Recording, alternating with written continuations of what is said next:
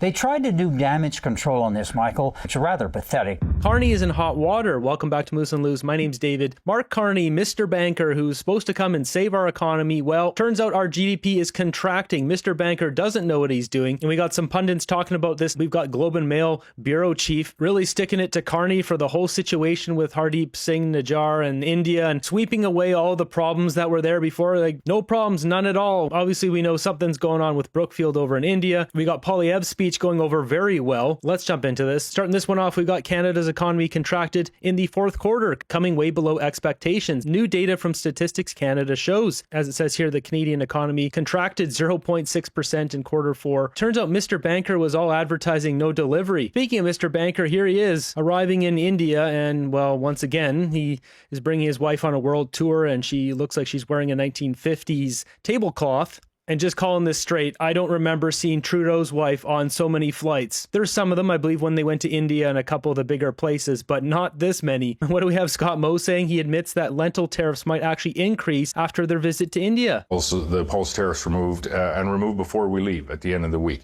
I certainly, and I've heard some discussion that in this case of lentils, that there's some discussion that they might actually increase to some degree. And so, possibly in the short term, the scenario. Yeah, this is a clown show. We also got this at Canada Proud. At current rates of exchange, Vietnam's share of imports to the United States is expected to overtake Canada's by mid-2027. Jumping over to this panel here, talking about Pierre Poilievre's speech. It's going over very well. Everyone's talking about it. Not only that, is everyone on this panel had something nice to say. Obviously, Mendicino had to cut it down in some way, but that's the general gist of it. Across most networks, here we have Christy Clark giving Pierre praise. And I think he achieved that. I mean, I agree with James. I think it was a really good speech. In fact, Carney could have made a speech like that. I think his comments on China were wrong. I think that I think it's not about rejecting the United States and accepting China again. It's about making sure that we are broadening our trading relationships with countries around the world, including the two biggest economies in the world. So there's a few points of disagreement I'd find in that, but I thought he did a good job of kind of resetting himself as a statesman. And he has, he's a big imagination about what he'd like to imagine to do at the table if he got the chance. Fact is, he doesn't have the chance at the moment. He's not at the table, and he probably doesn't have a lot of information about what's happening there. Nonetheless, though, good that he did it. I think it will go over well. I think that I think it's taken him a long time to finally get here and admit that he needs to make some changes. But for his party and for his caucus, I think it was the right direction. Yeah, so this is the general tone you're getting out of Liberals or NDP, that Pierre has changed, more statesman, not taking those jabs, prime minister in waiting. So that speech has gone a long ways. We'll see what happens with the polls. The speech was very much about what he would do, Monty, and what he thinks should happen versus primarily a criticism of what is happening. Like there were obviously points at which, he contrasted himself with the current direction of the government or certain policies, like as Christy mentioned, around China of the government, but mostly, for the first time in a long time, it was actually about what they would do, like on their own, what he would do on his own versus just being about what they would do differently than the government kind of thing.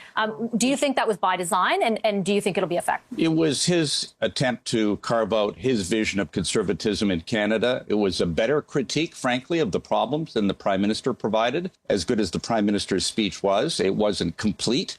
And Pierre filled in the gaps today and indicated how he would move forward and address some of the problems, mainly the ones that lie within Canada, the ones that were created by, frankly, Prime Minister Trudeau to some degree and have been longstanding, and has proposed ideas that really, I think, underline how effective he is as a leader of the opposition. He's constructive, he's assisting, but also providing a vision for Conservatives so they can see, to address Christie's point, that he has a plan to get them back to power and one that will fix the country. And that's critical. We need a positive plan for the future, and he provided that somewhat today. Yeah, even Tom Mulcair was giving praise to Pierre Poilievre. I think that on this, you have to give credit to Poilievre and recognize the role that he's got. It's one that I used to have, which is that you're there. It's part of your constitutional role to challenge the government, to hold them to account, to question what they're doing.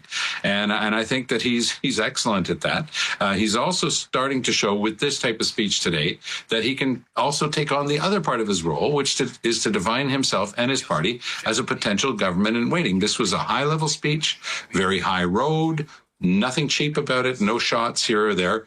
anytime that he did take on the government, it was in measured tones with a very deep analysis of why they differ on certain things. So I think that quite an accomplishment today by Pierre Poilievre to an appreciative audience, of course, of like-minded people, but still a very well-received speech at the Economic Club of Canada. Let me push back. Quite an accomplishment coming from Tom Mulcair. He's right, though. I mean, the shots he took at Carney, they were measured. They weren't low blows. They were done in good taste. Back just a little bit, too, because one of the main, at least, criticisms of Pierre Poilievre in the last year is that he has not spoken about Donald Trump enough and may necessarily been critical enough of his policies and what he has been doing south of the border. He brought him up a couple of times. Again, maybe, whether, you agree or not that it was enough for some of the criticisms of what Canadians are facing. Focus mostly on this country. Did he need to bring it up more? Does he need to take a stronger stance against Donald Trump? Because understandably risking, the far right members of his party with how critical he is. Fair enough. What he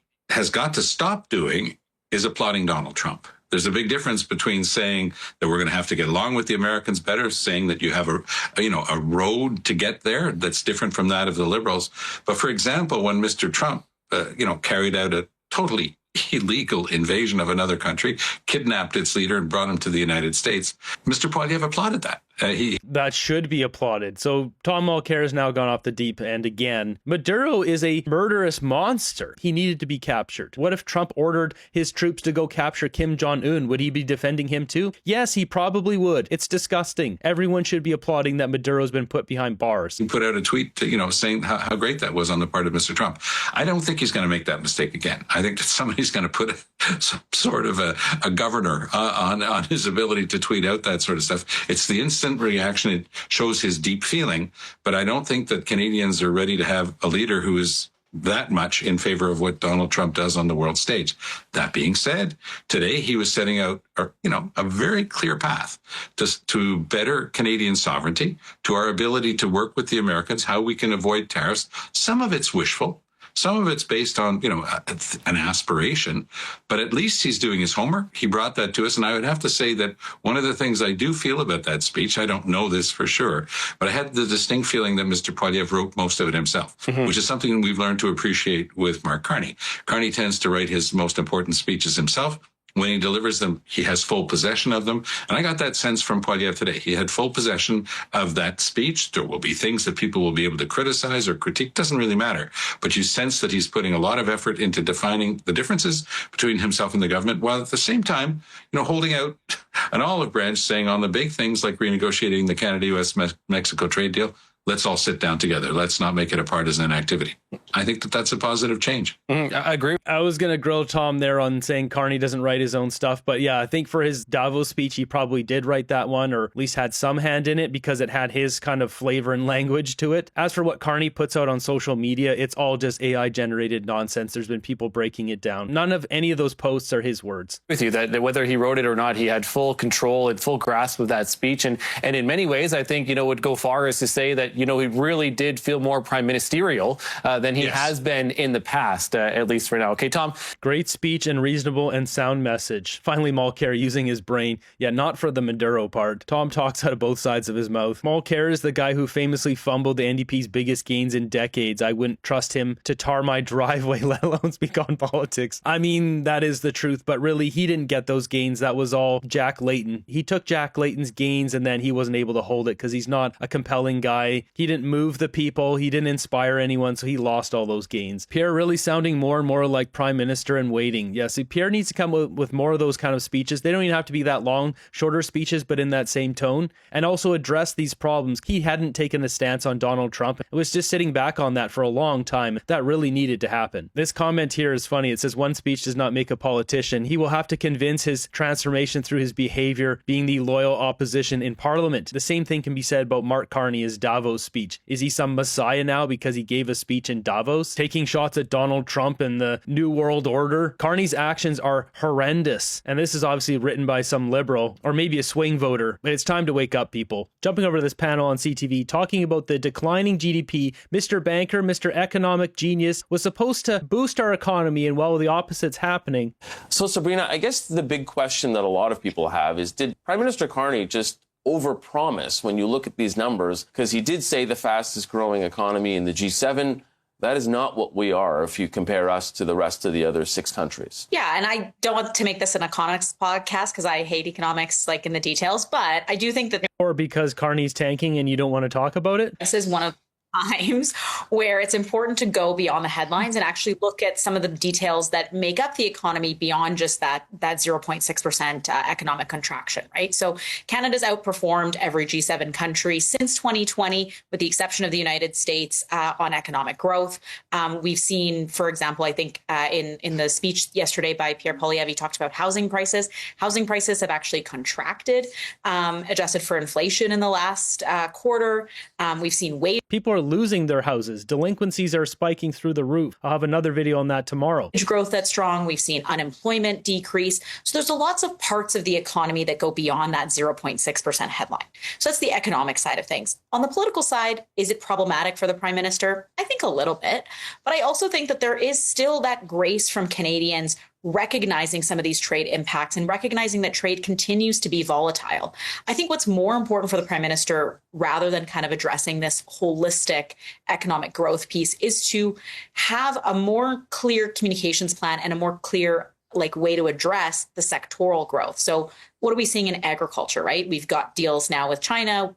Presumably, we're going to have some sort of deal, I think, with India out of this trade mission.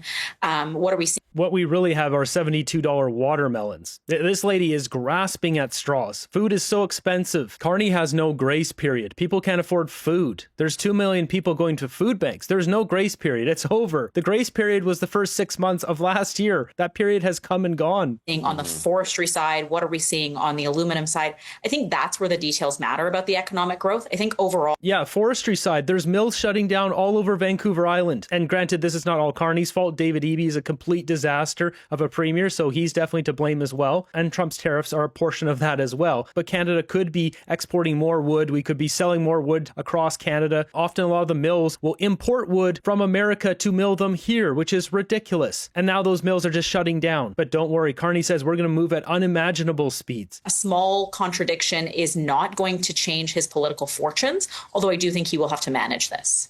But certainly, Melanie, something that the Conservatives are seizing on. Yeah, absolutely. And they should, because Mark Carney was elected not on charm, but on competence. His brand has been all about understanding and fixing economies. And so when the economy underperforms, as it has been doing, it's a direct brand hit on him and on a reflection of his performance. But if we take a step back here, Canada has never fixed the underlying structural issue that we have at play here, which is productivity. And you hear economists talk about productivity all the time. What it really means is that we aren't building enough buildings, we aren't opening enough mines, and we aren't drilling enough oil. Like all the things that we're supposed to be doing, we aren't doing enough of it. Now, we've seen obviously the government talking about how they want to do that. They're saying the right things, but they really aren't moving quickly. And the real problem is that this problem has been ignored for 10 years. Trudeau masked over this with an immigration plan masquerading as economic policy. The Liberals under Justin Trudeau thought that more people would mean more consumers, and that would mean more GDP. And they went from 300,000 immigrants a year to a target of 500,000 immigrants per year. And then in 2024, when the housing crisis just collided with that, they decided to rip the Band-Aid off. And now we're sitting here staring at the gaping wound that is productivity.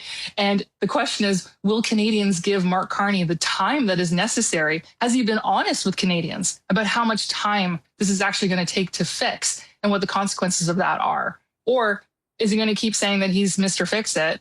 And then we'll see whether Canadians actually go for that for another round at the polls. This is a great take. And it's one thing if I point out Carney's brand and his lack of delivery on it as Mr. Banker, but when she's doing it on CTV, this is going to go out to all the people that don't watch YouTube or aren't watching on X or on Spotify or on Facebook. The truth is Mark Carney's brand is being this genius economic banker. Well, if our economy is shrinking, well, then clearly he doesn't know what he's doing, or he's intentionally doing this for his own benefit. This is humiliating for Mark Carney. And despite what this lady in the corner of this Liberal thinks Carney is a major optics problem now because Genie's out of the bottle and Carney's not delivering on what people thought they were going to get from him. And that's not all. We got Robert Fife here from the Globe and Mail calling out the situation with India and just suddenly everything got swept under the rug and it's no problem. Yeah, let's just go over there, do some business. Carney's getting hammered here on multiple fronts. At the same time, Poilievre coming out with that excellent speech, looking like a prime minister in waiting. Could the polls shift?